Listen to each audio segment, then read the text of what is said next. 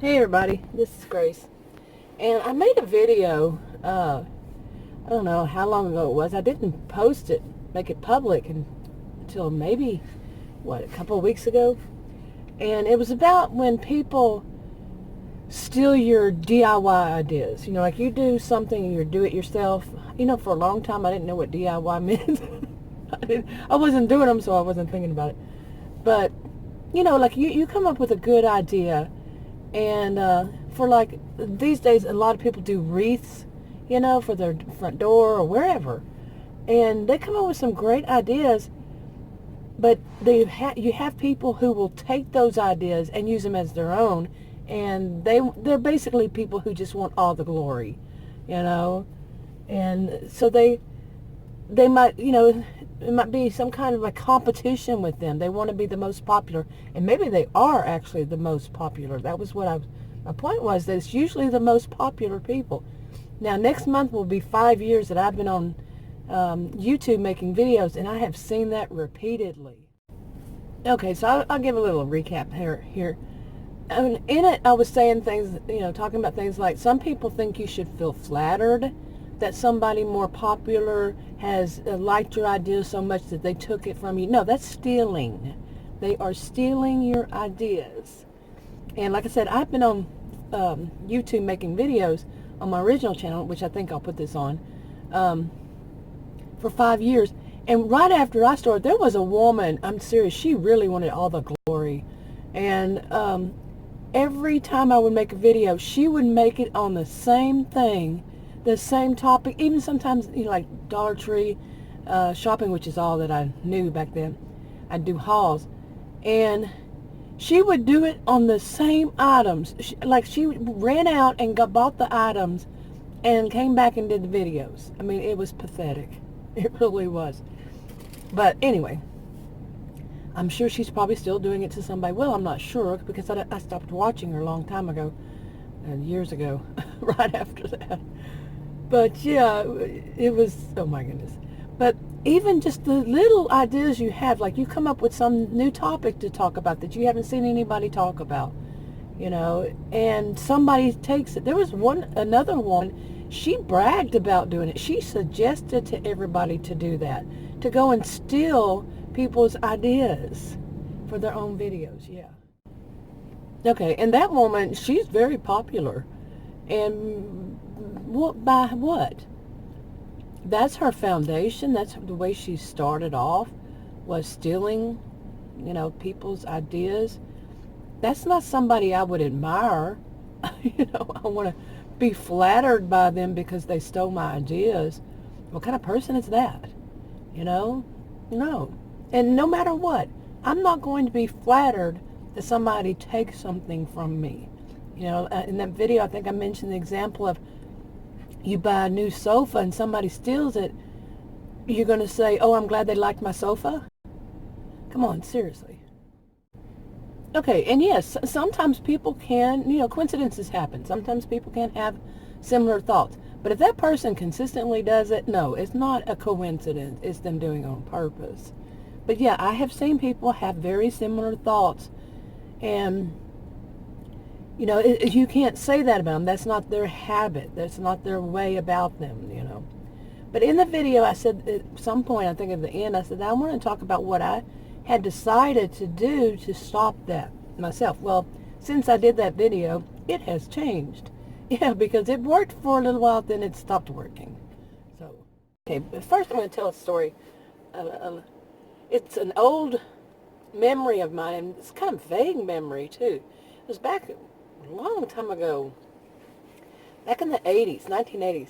And I think, and anyway, my dad had lost, when I was in junior high school, yeah, we had junior high back then. Some of you around my age know that. But my dad lost one of his legs to diabetes. He was type 1 and he was flat-footed, and he basically was losing his foot because he was a carpenter at the time. He used to be before that, an accountant. And because he was flat-footed, his boot rubbed where his arch would be. And being type 1, he basically lost his, that's basically what led up to it. Of course, he was a big man, too. I'm talking tall. my mom said that he was a pituitary giant. He was very tall, and he would only admit to 6'7", but he had to be 7 feet or more, and very strong built. Okay, so very heavy on his feet, and so after that, he started doing eventually, when he was afraid he was going to lose his other foot, which he eventually was going to lose it. He was in the hospital, but he passed away anyway. But while he was between those times, of course, he had decided to do some carpentry work from home. But what he did was craft work. I don't know if you call it woodwork. Yeah, woodwork. You know, like make these little things like napkin holders and, various things like that. Okay. Okay. And he went to classes for them. You know, people would give classes, and then, now it was quite a thing, for him to switch like this. But he had a shop. He had all kinds of saws and things like that, and it was a whole shop. He had that ever since I can remember. He had one in the backyard, but then he built a whole big one in the front, and so it was his workshop, and had all these things, and he was really good at what he did. He learned how to paint, which I can't paint, but he was really good at painting. Like they'd have little pigs. Back then it was a thing to have those black and white cows, the white cows with the black little dots on them, on everything, from kitchen to wherever, your kitchen, your bathroom, little things, and he made plaques that had funny sayings, and and draw pictures, beautiful pictures, and they were really nice. And he took classes, and he came up with his own ideas on how to do these, and he was really good at it. But he had that problem. He would go to craft shows and craft malls and different places, and he had that problem of the next time he'd go back, somebody had stolen his idea. Okay, but the worst part of it was there was a young woman. She was my age. Okay, now this was my dad, and she was my age. And she befriended my dad. Her name was Tina. I remember that. Or I always give fake names anyway, so it doesn't matter. But she befriended my dad, and my dad taught her a lot. Showed her his, shop and how he does everything and all that. And this went on for, I'd say, at least a year, if not more. And so he showed her how you do all these things and how he cuts the wood, because he cut the wood himself, for these plaques and these whatever they were called, like napkin holders and so forth, like I said. And he taught her how he would do it, and he was very skilled. I'm serious. And so, she would go with him to craft shops, craft malls and, all these things. And she'd help him. Well, guess what she did? Yeah, she learned all about it, but why she did it was because her dad, okay, he didn't know all this. Her dad had his own little workshop, wood workshop, and he was gearing up to do it big time, and so he was basically stealing my dad's ideas through his daughter. Yeah. Seriously. Okay, so this whole thing of people stealing, people's creative ideas is nothing new to me. And it doesn't have to be a DIY or something that you're going to sell, just your ideas. And it's like in a different way that it's of identity theft, not the way that we usually hear it. But yeah, they're stealing your ideas. They're stealing your identity. So no, it's not flattering at all. But like I said, I was leading to, what do you do? Well, I think one of the things my dad did, now this wouldn't work for everything, and it wouldn't work for me either, really. I think what he did was he started going to ones that were not in that area, and I think one of my sisters helped him by, he was more around Houston, and she'd take his product to Dallas and sell the products he made in Dallas. So, okay. And I think the other thing he would do is to go to these kinds of, these, what do you call them? They're not just crafts shows, but along that line, he'd go to ones that weren't involving what he did, if he could get in. Yeah. Now, that, I think, is, these days, I don't really know how many craft shows there are around these days, or crafts booths, stores that, I don't know. Maybe in a smaller town. I live in a huge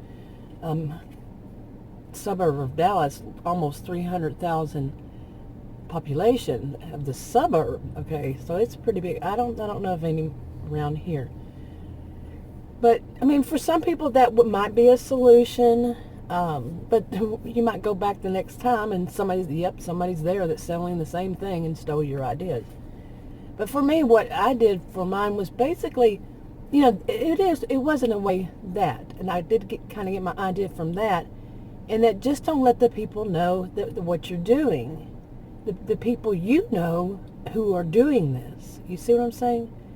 The people that are good at stealing your ideas, just don't let them know somehow. But that can't fit all. Like if you're doing something on YouTube, even if you block them, they can still watch. You're just blocking them from commenting. So I really wish there was that option to block them from seeing what you post. Really, that needs to be there. Okay. Yeah, because in 5 years of being on YouTube, that would be the best feature they could add. Okay, seriously, in my opinion, is where you can block people from watching you. Yeah, I think that would cut down on quite a bit of the harassment. You got these trolls who just keep coming back. You can block them and then they come.